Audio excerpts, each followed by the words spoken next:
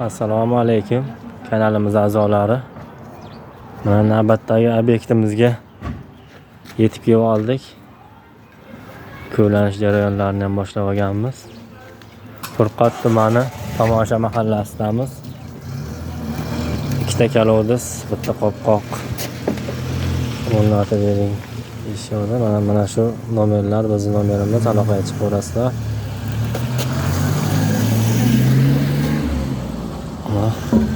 Tortib ketishligi uchun alohida qopqoqlari ham bor. Bo'lib qolsa ikkitani kalodisda o'rnatib bergani kelganmiz. Mana ko'lanish jarayonlari olib borilmoqda. Ko'lanish jarayonlarimiz. Mana shunday tomirlar ham chiqib turadi ko'lash davomida.